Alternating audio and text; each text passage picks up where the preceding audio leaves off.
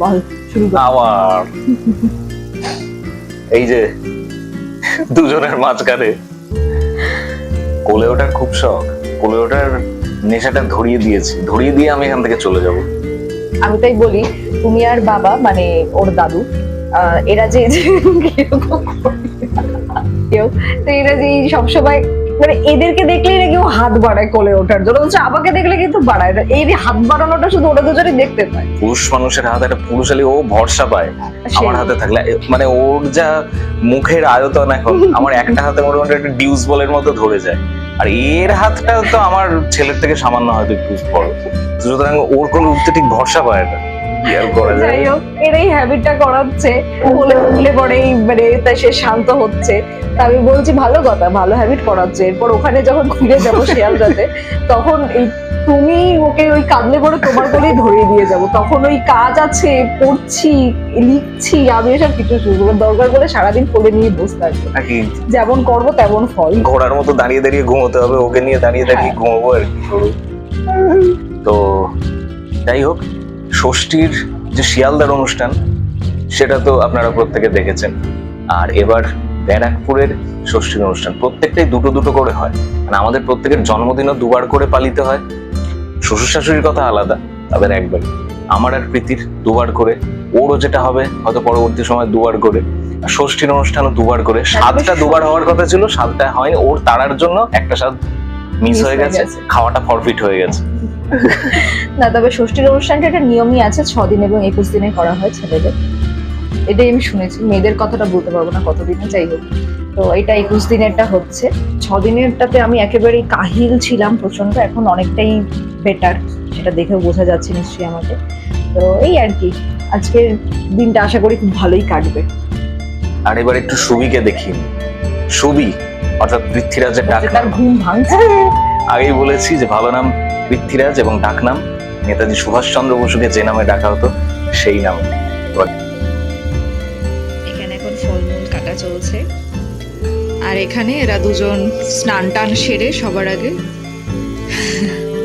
ঘুরে বেড়াচ্ছে। কিন্তু কিন্তু মাও আজকে গোলাপি পরবে, আজকে দুজনে সেম সেম পরবে। ও আবার উকি মেরে তাকায় পেছন দিকে, কে কথা বলছে কি কথা বলছে। খুব তাড়াতাড়ি খুব পাকু হয়ে যাবে বুঝতে পারছি আমি। এখন চলছে আমাদের কফি পর্ব। এই যে ঠাকুর মশাইরা সাধারণত যা করে থাকে, যে সময় বলা হয় তার থেকে সময় পিছলে পড়ে, সেটা পিছিয়ে যে কোথায় চলে যায় সময়টা সেটা বোঝা যায় না। আমাদের মতো লেট লতিফের পক্ষে ব্যাপারটা খুবই সুখদায়ক। এক্ষেত্রেও তাই, পিছিয়ে পিছিয়ে বলা হয়েছিল 12টা, এখন বাজে 1টা। তার আগমন এখনো ঘটেনি, তাই ভাবলাম ঘটেনি যখন, তাহলে কফিটা খেয়ে নেওয়া যাক।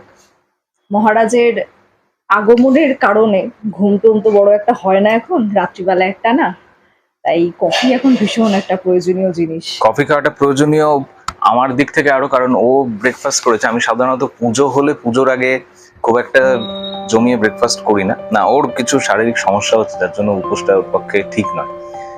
তো এখন এই জমিয়ে ব্রেকফাস্ট করবো না বলে কফির সাথে একটু বাদাম নিয়ে বসলাম, হালকা মুখ চালানো, পেটটাও হালকা ভরবে। তারপর পুরোহিত মশাই যখন আসবে, আর আমার বাবা মা আসবে 2:30-3টের দিকে, তখন হয়তো পুজো শেষ হয়ে যাবে। কিন্তু যেহেতু শিয়ালদা থেকে ব্যারাকপুর এবং গাড়িতে আসবে, ডিস্টেন্সটা খুব বেশি, 2 ঘন্টার মতো লাগবে। উইকডেজ এবং আরো একটা অনুষ্ঠান আছে ওদের, অনুষ্ঠানটা মিটিয়ে আমার একটা অ্যাপ্লিকেশন সে একটা স্কুলে ড্রপ করে তারপর আসবে। সুতরাং এই হচ্ছে আজকের সবার প্ল্যানিং। দেখো বাচ্চা শুনি, আজকে ও যে জামাটা পরেছে এটা ওর মাসি দিয়েছে, যদিও মাসি বলেছে আমাকে মাসি বলে সম্বোধন করাবি না, ভীষণ বুড়ো বুড়ো লাগে। মাত্র এই 22 বছর বয়সে আমি এরকম হতে চাই না, তাই ও মিমি বলে ডাকতে হবে। যাই হোক, আজকে সব গোলাপি, সবাই সব গোলাপি। হ্যাঁ, মানে মেয়ে না হওয়ার স্বাদটা সব ওর ওপর গিয়ে পড়ছে।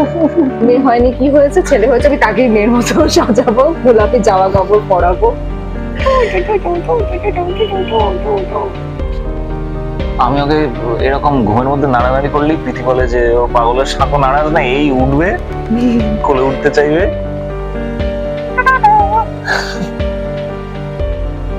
তো যাই হোক, মহারাজের ঘুম যখন ভাঙছে, মনে হচ্ছে খিদের জন্য ঘুমটা ভাঙছে। এবার খাওয়ানোর বন্দোবস্ত করতে হবে। তো আশা করছি আজকে গোটা দিনটা ভীষণ ভালো যাবে, তো সাথে থাকো। আমাদের একটা দাবি ছিল যে দীপায়ন কোনো কাজই সহজে করতে চায় না এবং করলেও প্রপারলি করতে পারে না, কিন্তু এই পুটকুলি আসার পর যা দেখতে পাচ্ছি সে বেশ করিতকর্মা। এরকম বাচ্চাকে সে মাঝে সাঝে খাইয়ে দেয়, এবং মাঝে সাঝে না, এখানে থাকলে পরে বাচ্চার সাথে থাকলে অনেক সময়ই ওকে খাইয়ে দেয়। তো সেটা কিন্তু বেশ ভালো ব্যাপার, এটা একটা ভালো সিন, তাই আমি ভাবলাম রেকর্ড করে রাখি। সাধারণ মানুষরা মহাপুরুষদের অনেক সময় ভুল বোঝে, মহাপুরুষরা কাজের মধ্যে দেখিয়ে দেয় যে সাধারণ মানুষরা ভুল। এই যে আমি কাজের মধ্যে দিয়ে দেখিয়ে দিচ্ছি। सर्वमङ्गलमङ्गल्यं वर्णवर्धनं शुभनारायण नमस्कृत्य भगवानिकाय ॐ मङ्गलं भगवान् विष्णु मङ्गलं गरुडध्वज मङ्गलं पुण्डरीकाक्ष मङ्गलाय तनो हरियं श्रीहरियं श्रीहरियं श्रीहरि। তাই এই হলো পুটকুলির দাদু, আর এই হলো পুটকুলির দিদা, দিদুন। তা দিদুনেরও আপত্তি, তাকে ওরকম দিদা বলা যাবে না, তাকে দিদুন বলতে হবে। এবার একটু তো বলো কিরকম লাগছে ওকে সামলাতে সামলাতে? বাহ বাহ, আমার নাতি আমার কাছে খুব প্রিয়, আমার সাথে গল্প করে, হু করে, হাসে। আমি তাই মাকে বলি যে তুমি এত কথা বলতে পছন্দ করো, তো তুমিও কথা বলার লোক পেয়েছো, এও এন্টারটেইন হবে। এবার আমি আর বাবা একটু বাঁচবো। আমি ওর সাথে ভালোই গল্প করি। হ্যাঁ, সত্যি গল্প করে, আর ও মাঝে মাঝে হ্যাঁ হু করে সারা দেয়। আর আপনার ওই যে হাসছে আবার একটু, হাসছে। আবার একটু হাসছে। আমার বক্তব্য কি, আমি একটা ভালো বস পেয়ে গেছি। একদম।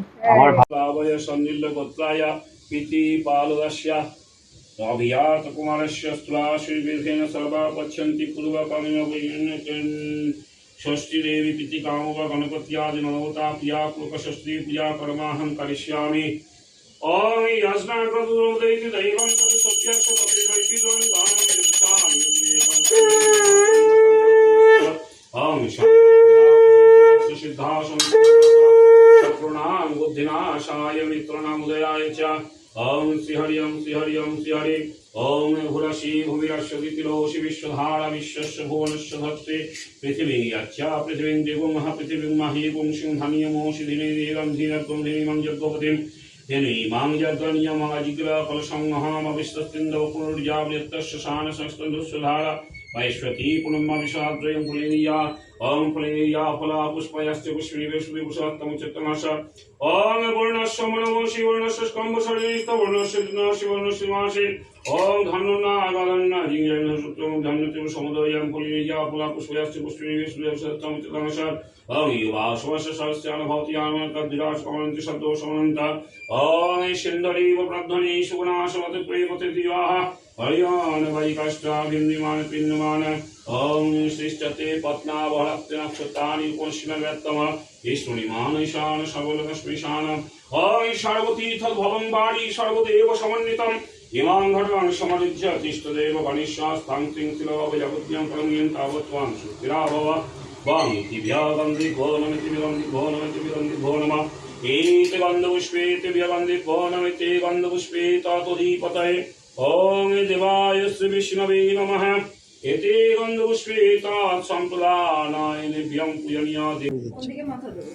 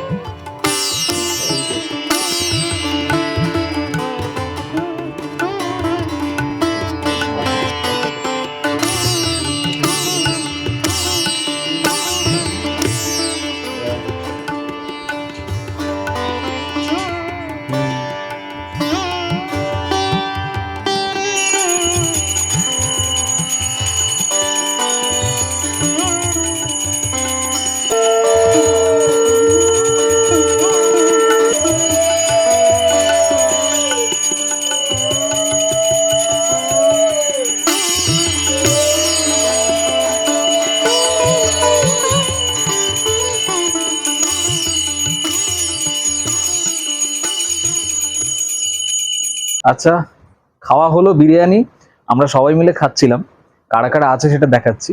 সবাই মিলে খাচ্ছিলাম বলেই কেউ আর রেকর্ডটা করতে পারেনি। সুতরাং খাওয়ার পর এবার দেখাই যে কারা কারা এসছে, এখন কারা কারা বসে আছে। এই যে আছেই,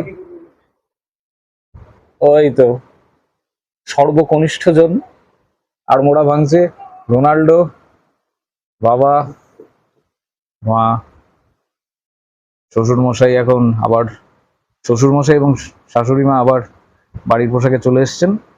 সুতরাং কি বকতে যে পারদর্শী সে কিছু কি বলবে? না, বলার তেমন কিছু নেই। এটা হচ্ছে ফাইনাল ষষ্ঠী পুজো আর কি। সেমিফাইনাল আমাদের বাড়িতে হয়েছিল 6 দিনের ষষ্ঠী পুজো, আজকে 21 দিনের ষষ্ঠী পুজোর অনুষ্ঠানে।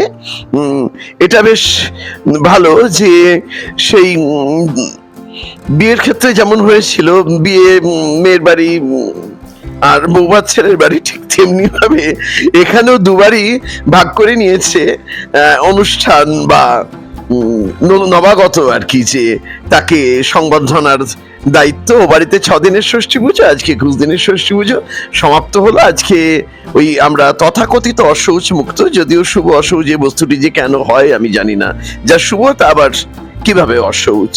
তো যাই হোক, আমি তো মানে ধার্মিক হয়ে অধার্মিকের মতন ঠাকুর সবই ছুঁয়েছি, পুজোও দিয়েছি, কোনোভাবেই মানিনি। তবু যাই হোক আর কি, 21 দিন আজকে শেষ হলো।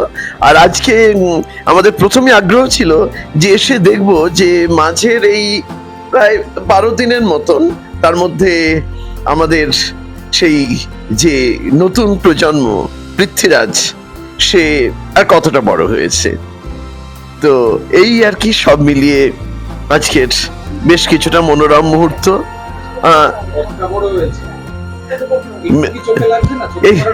চোখে পড়ার মতন একটু লাগছে, মানে একেবারে ছোটবেলায় যে একটা কাঁচা ভাব থাকে আমরা বলি না, না হসপিটালের থেকে পরিবর্তন যেদিন মানে শিয়ালদা থেকে ব্যারাকপুর এসেছিল সেদিনই হয়েছিল।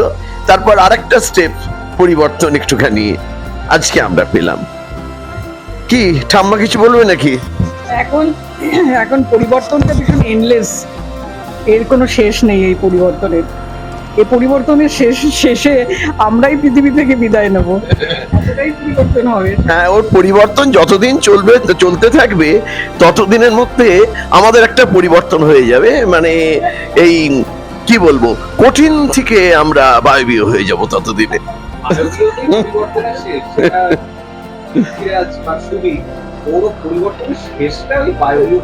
হ্যাঁ, কিন্তু মাঝখানে তো একটা সময় একটা অনড় থাকে, মানে মানুষের চেঞ্জেস সেগুলো মোটামুটি 22 বছরের পর কমে যায়, একটা জায়গায় থাকে, একটা স্ট্যাটিক হয়ে যায়। তো ওর 22 বছর অব্দি আমরা বাঁচবো কিনা এ ব্যাপারে খুবই সন্দিহান। তবু সেই একটা কথাই মরিতে চাহি না আমি সুন্দর ভুবনে, যে একটা প্রজন্মকে চোখের সামনে বড় হতে দেখেছি, সেই নস্টালজিয়া নিয়ে পরের প্রজন্মকেও যতটা সম্ভব, যতদিন বাঁচা সম্ভব, এটা এখন নতুন করে বাঁচার আর একটা অনুপ্রেরণা আমাদের কাছে, বাঁচতে চাই। আর এভাবেই পরিসমাপ্ত হলো এই বাবার কথায় ফাইনাল ষষ্ঠী পুজো। পৃথ্বীরাজ কিংবা সুবি, ও হ্যাঁ, সুবি নামটা কেন দিয়েছি প্রত্যেকে আরো একবার বলি, যে নেতাজি সুভাষচন্দ্র বসুকে তার বাড়ির প্রত্যেক স্বজন সুভাষচন্দ্র থেকে নামটা সংক্ষেপ করে সুবি বলে ডাকতো। তো আমরা যেহেতু একই সঙ্গে প্রত্যেকে হিন্দুত্ববাদী এবং সুভাষবাদী, তাই ভালো নাম হিসেবে শেষ হিন্দু সম্রাটের নাম রেখেছি পৃথ্বীরাজ, এবং ডাকনাম হিসেবে যাতে ওই আমাদের হিন্দু শাস্ত্রে বলে না যে আমরা প্রত্যেকেই পরম ব্রহ্মের এক একটা ক্ষুদ্রাতি ক্ষুদ্র অংশ, তো সেখানে নেতাজিকে তো আমরা ঈশ্বর বলে মানি। তো সেদিক থেকে দেখতে গেলে আমরা প্রত্যেকেই এক একজন ক্ষুদ্রাতি ক্ষুদ্র ধূলিকণা সম নেতাজি, একটু হলেও নেতাজি, অল্প হলেও নেতাজি।